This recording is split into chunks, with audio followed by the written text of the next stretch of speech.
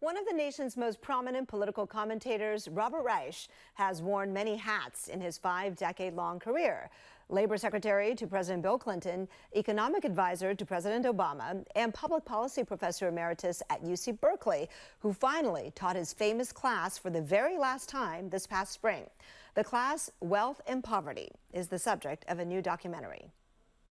One of the best ways of learning is to discuss something with somebody who disagrees with you. Can I do what I love to do as well as I should be doing it? The wealth is held by the richest 400 Americans. You get the picture. We have to all engage their curiosity. Democracy is not a spectator sport. It's active. Joining us live now to talk about the last class and his parting lesson for not just his students, but all of us in America, Professor Robert Reich. Professor Reich, it is an honor to have you on. Delighted to be here. Well, we hear you are returning to Berkeley Wednesday for the movie premiere, right? You must be excited. Yes, I'm very excited. Now, I don't get credit for this movie. This was done, Elliot Kirshner was the director, and Heather Lofthouse is the producer. I was just interviewed. But they put it together and with a wonderful editor, and the result I'm very, very eager to see. I want to talk more about that in a little bit. And yes, you were the subject who let them into your classroom for a semester, which is great. But I want to start right now by asking you about something that we had at the top of the show about the government shutdown. Should Senate Democrats, in your opinion, give in and say okay to short-term funding to reopen the government while continuing negotiations over spending on health care later on? What do you think? No, to put it simply. Look, I've been through several shutdowns. They're awful. I was Secretary of Labor, and I had to say goodbye to thousands of employees who didn't know when they were going to be paid next, who really were very committed to their jobs. Some of them, were in tears when they left. I remember hugging a bunch of them. They're terrible things, and the public suffers enormously. But this particular shutdown, really, the Democrats shouldn't give in on this. It's very, very important that they hold out to make sure that Americans get the health care they need. That health care was cut dramatically by the Republicans. Democrats had nothing to do with that, and they really do need to hold out. So I take it you're probably also okay with the redistricting in California. Well, I'm not generally in favor of redistricting. I was chairman of Common Cause, the citizens' lobby that has been fighting for years against any form of, a districting that is partisan. But in this particular case, I'll tell you why I'm in favor of this kind of redistricting, because it's not a race to the bottom. I think the Governor Newsom and the state of California are trying to counterbalance what Texas is doing so that Texas, in fact, the Republicans don't have any advantage in the kind of gerrymandering that they are trying to do. Professor Reich, look, some see all this that's going on, right? And troops in cities, deportations without hearings, withholding funding from universities and public radio as democracy being dismantled. Now, Republican critics and a few Democrats even say that's overly dramatic. Do you think it's overly dramatic? Well, I don't think it's overly dramatic. I have been in and around government for about 50 years. I was Secretary of Labor. I've worked in the Federal Trade Commission. I've taught generations of students. I've studied government. I've taught public policy. No, what we are experiencing now is a fundamental attack on our democracy, on the institutions of democracy.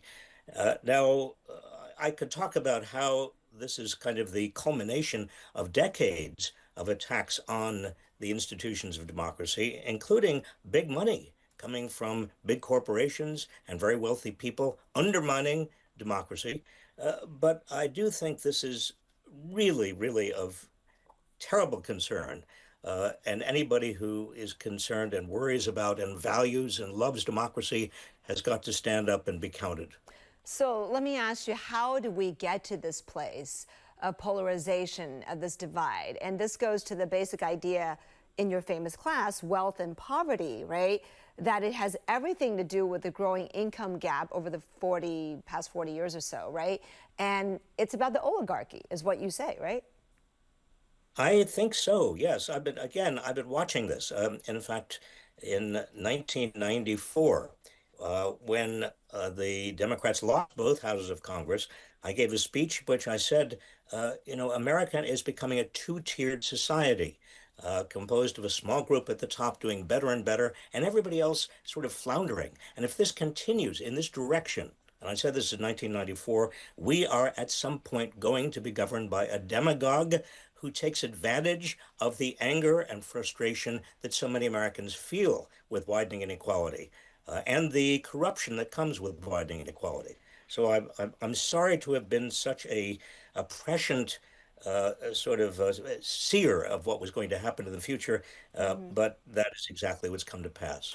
So, like in your classes to your students, what is it that we can do? Because certainly you said in that clip that democracy is not a spectator sport. That implies we got to get involved. So what's the solution? Well, we do have to get involved. Now, we are fortunate enough to be in the state of California. The state of California is still a state that I believe holds many of these values, including democracy, the rule of law, and social justice, very highly. And we're surrounded by people who pretty much also agree that democracy, the rule of law, and social justice is important. We need, though, to talk to our relatives and friends who are in other states who may not agree with us. And what I say to my students is that one of the essence of learning is talking to people who disagree with you. You might even learn something. You might actually find out that you are wrong and they are right. But the most important thing is we get back as Americans into talking with one another across this great chasm of a political divide, an ideological divide, a cultural divide, and increasingly an economic divide. Oh, gosh, that is so hard to do. And I think if people watch the last class, they'll get more concrete ideas for maybe how to implement it. But I want to ask you before we go, because I think this is fascinating. In addition to this book, you have a new memoir out. It's called Coming Up Short. Okay, I can say this to you because I'm only 5'1". I think you're about my height, right?